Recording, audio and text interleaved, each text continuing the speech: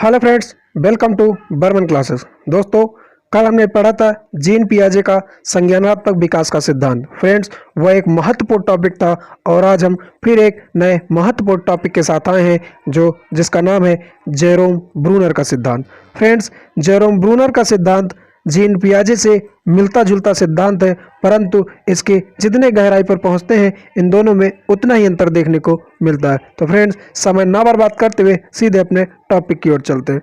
Friends, यह सभी अध्यापक पात्रता परीक्षाओं के लिए होगा और हम जेरोम ब्रूनर का सिद्धांत पढ़ेंगे। फ्रेंड्स, हमने कल पढ़ा था कि संज्ञानात्मक सिद्धांत जीन पियाजे ने दिया था। फ्रेंड्स, आज हम पढ़ेंगे कि संज्ञानात्मक सिद्धांत जीन पियाजे ने तो दिया ही था, परंतु उसका वैकल्पिक रूप हमें जेरोम ब्रूनर ने दिया था। फ्रेंड्स, सबसे पहले जीन पियाजे ने दिया, उसके बाद विकल्प के रूप में जेरोम ब्रूनर ने अपना सिद्धांत दिया, जिसका नाम संज्ञानात्मक अधिगम का सिद्धांत यानी जेरोम ब्रूनर का सिद्धांत कहा जाता है। फ्रेंड्स, इनमें कई अंतर हैं। हम जैसे जैसे वीडियो में आगे बढ़ेंगे उन अंतरों को समझते जाएंगे। तो फ्रेंड्स, हम शुरुआत करते हैं। दोस्तों, इन्होंने जीन पियाजे के संज्ञानात्मक विकास के सिद्धांत का संशोधित रूप दिया। फ्रेंड्स, इन्होंने जीन पियाजे के संज्ञानात्मक विकास का संशोधित रूप दिया, जिसे जेरोम ब्रूनर का सिद्धांत कहा जाता है। फ्रेंड्स, यह अमेरिकी मनोवैज्ञानिक है। फ्रेंड्स, हमने जाना कि यह अमेरिकी मनोवैज्ञानिक है। दोस्तों, कल हमने पढ़ा था कि जीन पियाजे ने हमें बालक की 4 अवस्थाएं बताई थी। वह जन्म से 15 वर्ष तक की आयु को उन्होंने 4 अवस्थाओं में बांटा था। संवेदना गामक अवस्था यानी जन्म से 2 वर्ष तक की अवस्था, और पूर्व संक्रियात्मक अवस्था 2 से 7 वर्ष तक की अवस्था, तीसरी मूर्त संक्रियात्मक अवस्था 7 से 11 वर्ष तक की अवस्था, और अंतिम औपचारिक संक्रियात्मक अवस्था यानी 11 से 15 वर्ष तक की अवस्था। परंतु अमेरिकी मनोवैज्ञानिक जेरोम ब्रूनर ने इन्हें सिर्फ 3 अवस्थाओं में ही बताने का प्रयास किया है। फ्रेंड्स, हम इनकी उन्हीं 3 अवस्थाओं को देखते हैं, पर ध्यान देना यह एक महत्वपूर्ण अंतर है कि जेरोम ब्रूनर ने बालक की कितनी अवस्थाएं बताई, वह 3 है, और जीन पियाजे ने बालक की 4 अवस्थाएं बताई। फ्रेंड्स, जेरोम ब्रूनर की हम इन अवस्थाओं को देखते हैं। क्रियात्मक क्रिया निर्माण अवस्था, inactive stage. Friend, inactive stage आप इनकी इंग्लिश नाम बिल्कुल याद ही कर लें, क्योंकि परीक्षाओं में ये हिंदी में कम और इंग्लिश नाम ज़्यादा पूछे जाते हैं और आप हिंदी नाम ढूंढते रह जाते हैं और प्रश्न गलत करके चले आते हैं। तो फ्रेंड्स, ध्यान देना, इंग्लिश नाम बहुत ज़रूरी है और आप इनको बिल्कुल याद कर लें। फ्रेंड्स, क्रियात्मक क्रिया निर्माण की अवस्था यानी इनेक्टिव स्टेज, यह जन्म से 2 वर्ष तक की अवस्था होती है। फ्रेंड्स, जीन पियाजे ने दूसरी अवस्था बताई पूर्व संक्रियात्मक अवस्था। उन्होंने पूर्व संक्रियात्मक अवस्था को 2 वर्ष से 7 वर्ष तक की अवस्था माना। जेरोम ब्रूनर ही कुछ ऐसा ही मानते हैं, परंतु उन्होंने इस अवस्था का नाम दिया प्रतिबिंबात्मक या छायात्मक अवस्था यानी आइकॉनिक स्टेज।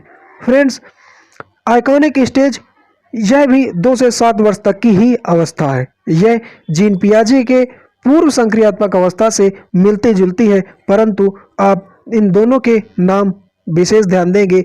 उन्होंने उसका नाम पूर्व संक्रियात्मक अवस्था दिया था और जेरोम ब्रूनर ने इसे आइकॉनिक स्टेज यानी छायात्मक अवस्था कहा है।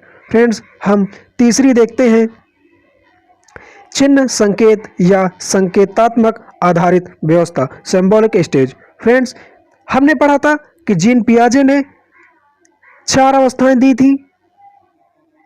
पहली संवेदना कामक अवस्था, दूसरी पूर्व संक्रियात्मक अवस्था, तीसरी मूर्त संक्रियात्मक अवस्था और चौथी औपचारिक संक्रियात्मक अवस्था। तो फ्रेंड्स, जीन पियाजे की जो तीसरी और चौथी अवस्थाएं थी यानी मूर्त संक्रियात्मक अवस्था और औपचारिक संक्रियात्मक अवस्था को जेरोम ब्रूनर ने एक ही अवस्था में सम्मिलित करने का काम किया है, जिसे चिन्ह या संकेतात्मक आधारित व्यवस्था कहा जाता है। फ्रेंड्स, यह सिंबॉलिक स्टेज के नाम से भी जानी जाती है। फ्रेंड्स, आपको बार बार ये लग रहा होगा कि मैं जीन पियाजे बोल रहा हूँ, परंतु फ्रेंड्स, इन दोनों में बहुत ही अंतर है। और यदि आपने अभी तक जीन पियाजे वाला वीडियो नहीं देखा तो डिस्क्रिप्शन बॉक्स में जाकर उस वीडियो को ज़रूर देख लें ताकि आप दोनों में अंतर समझ सके। फ्रेंड्स, आगे बढ़ते हैं।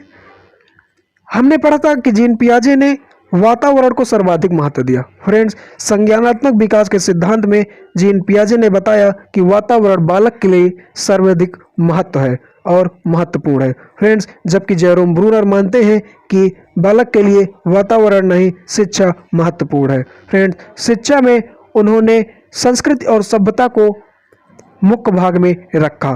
फ्रेंड्स, तो यह विशेष ध्यान देना कि जेरोम ब्रूनर ने शिक्षा और जीन पियाजे ने वातावरण को सर्वाधिक महत्व दिया। फ्रेंड्स, यहाँ से डायरेक्ट क्वेश्चन बनते हैं। फ्रेंड्स, अब हम समझते हैं कि संज्ञानात्मक होता क्या है। फ्रेंड्स, तो संज्ञानात्मक हमारी मानसिक बुद्धि का विकास होता है, यानी कि हम मानसिक जो भी क्रियाएं करते हैं वह हमारी चाहे स्मृति के रूप में हो या स्मरण के रूप में या चिंतन या तर्क किसी भी रूप में हो, वह हमारी मानसिक बुद्धि का विकास करती है।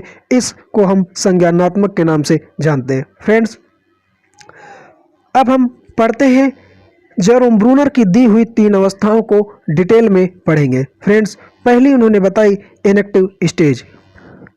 इसे क्रियात्मक अवस्था या क्रिया निर्माण की अवस्था के नाम से भी जानते हैं। फ्रेंड्स, इनके हिंदी नाम इम्पॉर्टेंट तो है ही, परंतु इनका इंग्लिश नाम अत्यधिक महत्वपूर्ण है जो आपको विशेष तौर पे ध्यान देना चाहिए।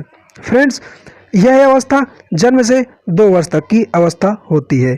फ्रेंड्स, जीन पियाजे भी ने संवेदनागामक अवस्था को जन्म से 2 वर्ष तक की अवस्था कहा था और जेरोम ब्रूनर ने अपनी पहली अवस्था इनेक्टिव स्टेज को भी जन्म से 2 वर्ष तक की अवस्था कहा है। फ्रेंड्स, इस अवस्था में बालक केवल शारीरिक क्रियाएं करता है जिन्हें हम गामक क्रियाएं कहते हैं। हमने जीन पियाजे वाले वीडियो में पढ़ा था कि गामक क्रियाएं क्या होती हैं। फ्रेंड्स, बालक के द्वारा की गई क्रियाएं गामक क्रियाएं कहलाती हैं।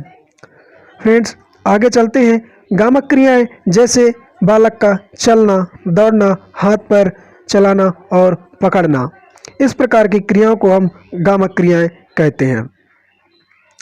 फ्रेंड्स, जैसे हम किसी बालक को कोई खिलौना देते हैं तो वह उसे पकड़ने का प्रयास करता है, वह इस प्रकार की क्रियाएं हमारी गामक क्रियाएं होती हैं। फ्रेंड्स, आगे देखते हैं।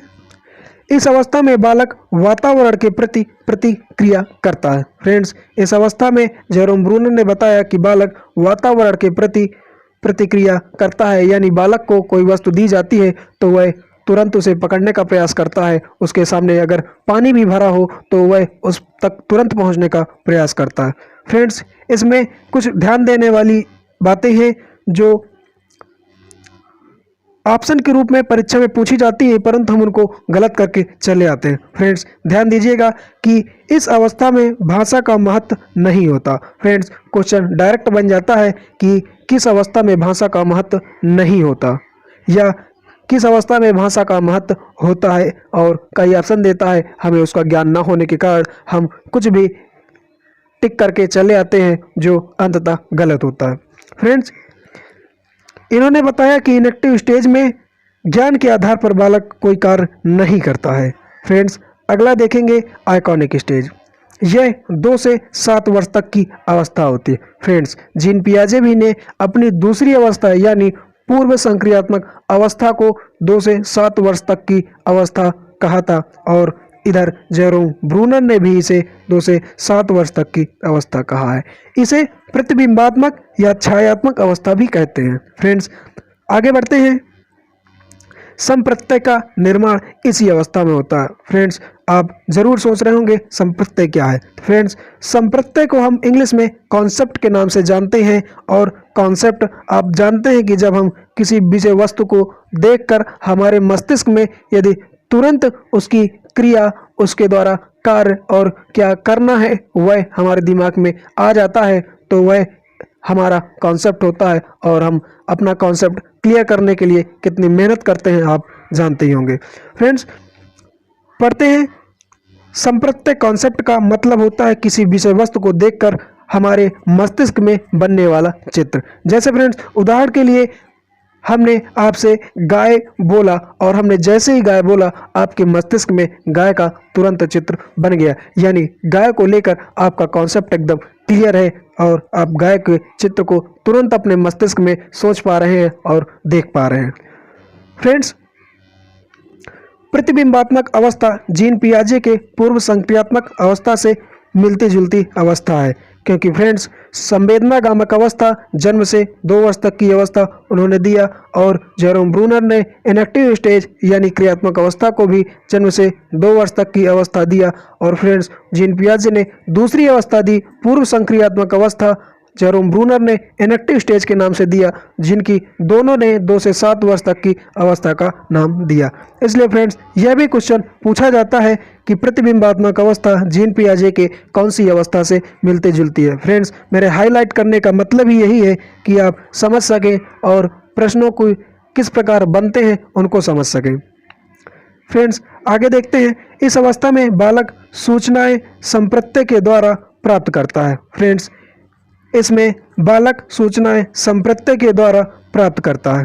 फ्रेंड्स, भाषा का महत्व बढ़ता है। फ्रेंड्स, हम जानते हैं कि इनएक्टिव स्टेज में भाषा का महत्व उतना नहीं होता, क्योंकि बालक शब्द तो बोलता है परंतु भाषा शुद्ध रूप से नहीं बोल पाता। इसलिए फ्रेंड्स इसमें आइकॉनिक स्टेज में भाषा का महत्व होता है। तो फ्रेंड्स यहाँ से भी क्वेश्चन बनता है कि भाषा की अवस्था कौन सी अवस्था होती है, यानी प्रतिबिंबात्मक अवस्था आइकॉनिक स्टेज ही हमारी भाषा की अवस्था होती है।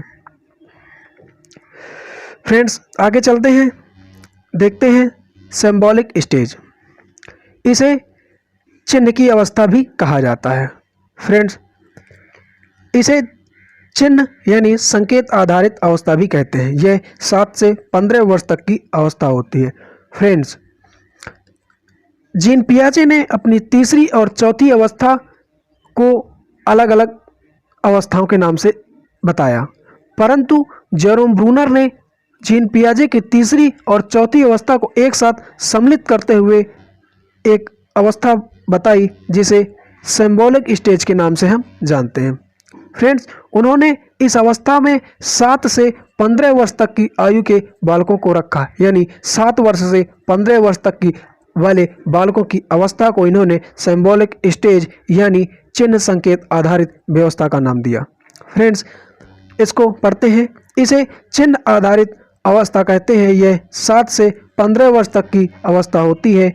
इसमें बालक चिन्ह को देखकर मानसिक क्रिया करता है, यानी जैसे जोड़ घटाओ। आपने देखा होगा कि 7 वर्ष से यानी 6 या 7 वर्ष के बाद वाला व्यक्ति जब भी कोई सूत्र या सवाल देखता है तो वह उसे मन ही मन सॉल्व करने का प्रयास करता है। तो फ्रेंड्स, जैसे जोड़ घटाओ चिन्हों को देखकर जो क्रिया करता है वह संकेतात्मक अवस्था कहलाती है। फ्रेंड्स, इस अवस्था में बालक अमूर्त चिंतन करता है। फ्रेंड्स, जीन पियाजे ने बताया था अपनी औपचारिक संक्रियात्मक अवस्था में कि बालक अमूर्त चिंतन करता है, यानी अमूर्त का मतलब होता है चिंतन का चरम सीमा पर पहुंच जाना। तो फ्रेंड्स, यहाँ पर जेरोम ब्रूनर ने बताया कि बालक सिंबॉलिक स्टेज यानी चिन्ह आधारित अवस्था में चिंतन की चरम सीमा पर पहुंचता है और अमूर्त चिंतन करता है। फ्रेंड्स, आगे देखते हैं, कुछ महत्वपूर्ण प्रश्न हैं। पहला प्रश्न हम देखेंगे, जेरोम ब्रूनर ने संज्ञानात्मक अधिगम की कितनी अवस्थाएं दी।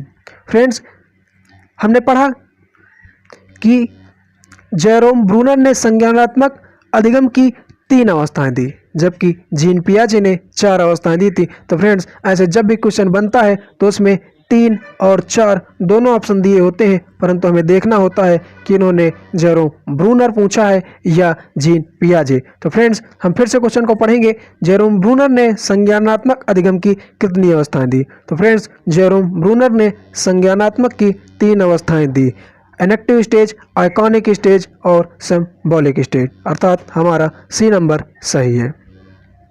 फ्रेंड्स अगला देखेंगे, बालक एक नग्न बंदर की तरह नहीं बल्कि संस्कृति युक्त होता है। फ्रेंड्स यह विशेष ध्यान दीजिएगा, जेरोम ब्रूनर का यह कथन है कि बालक एक नग्न बंदर की तरह नहीं बल्कि संस्कृति युक्त होता है, अर्थात फ्रेंड्स इसका बी ऑप्शन बिल्कुल सही उत्तर है। अगला देखेंगे, बालक के संज्ञानात्मक विकास को 4 भागों में विभाजित करने वाले मनोवैज्ञानिक। फ्रेंड्स बालक के 4 भागों में विभाजित करने वाले मनोवैज्ञानिक जीन पियाजे option A, Jerome Bruner option B, Kohler और ऑप्शन सी और डी इनमें से कोई नहीं। तो फ्रेंड्स आप जानते हैं कि जीन पियाजे ने 4 अवस्थाएं दी थी, संवेदीगामक अवस्था, पूर्व संक्रियात्मक अवस्था, मूर्त संक्रियात्मक अवस्था और अंतिम औपचारिक संक्रियात्मक अवस्था। तो इसलिए फ्रेंड्स इस प्रश्न का उत्तर नंबर ए बिल्कुल सही होगा। फ्रेंड्स अगला देखते हैं चौथा, संस्कृति और सभ्यता पर जोर किसने दिया। फ्रेंड्स जेरोम ब्रूनर ने कहा था कि शिक्षा अत्यधिक महत्वपूर्ण है, यानी उसने बालक के लिए शिक्षा को अधिक महत्व दिया, जबकि जीन पियाजे ने बालक के लिए वातावरण को अधिक महत्वपूर्ण बताया था। तो फ्रेंड्स जब जेरोम ब्रूनर ने शिक्षा को अधिक महत्वपूर्ण बताया तो उसमें उन्होंने संस्कृति और सभ्यता 2 शब्द पर विशेष जोर दिया, इसलिए इसका ऑप्शन बी नंबर सही होगा, क्योंकि हमने ऊपर पढ़ा है कि संस्कृति और सभ्यता को शिक्षा के अंतर्गत जेरोम ब्रूनर ने रखा और शिक्षा को उन्होंने बालक के लिए महत्वपूर्ण बताया। फ्रेंड्स चौथे का ऑप्शन नंबर बी। अगला देखेंगे 5वां, भाषा की अवस्था कौन सी अवस्था होती है। फ्रेंड्स भाषा की अवस्था आइकॉनिक स्टेज, इसे प्रतिबिंबात्मक अवस्था, छायात्मक अवस्था, प्रतिमा आधारित अवस्था, यानी जब भी हम कोई चित्र देखते हैं और हमारे मस्तिष्क में उसकी परिभाषा या शब्द आ जाते हैं तो उस अवस्था को हम आइकॉनिक स्टेज, प्रतिबिंबात्मक या प्रतिमा आधारित अवस्था के नाम से जानते हैं। फ्रेंड्स भाषा की अवस्था प्रतिबिंबात्मक अवस्था होती है। बालक जन्म के बाद कुछ शब्द तो बोलना सीख जाता है, परंतु उसकी भाषा शुद्ध नहीं होती। वह शुद्ध भाषा 2 से 7 वर्ष की आयु में ही बोलना सीखता है, अर्थात भाषा की अवस्था में शुद्ध भाषा बालक आइकॉनिक स्टेज पर ही बोलता है, अर्थात इसका 5वें का बी नंबर सही है। फ्रेंड्स यदि आपको टॉपिक पसंद आया हो तो चैनल बर्मन क्लासेस में कमेंट करें, लाइक करें, शेयर करें, सब्सक्राइब करें और बेल आइकन दबाना बिल्कुल ना भूलें, जिससे आने वाला नोटिफिकेशन सबसे पहले आप तक पहुंचे।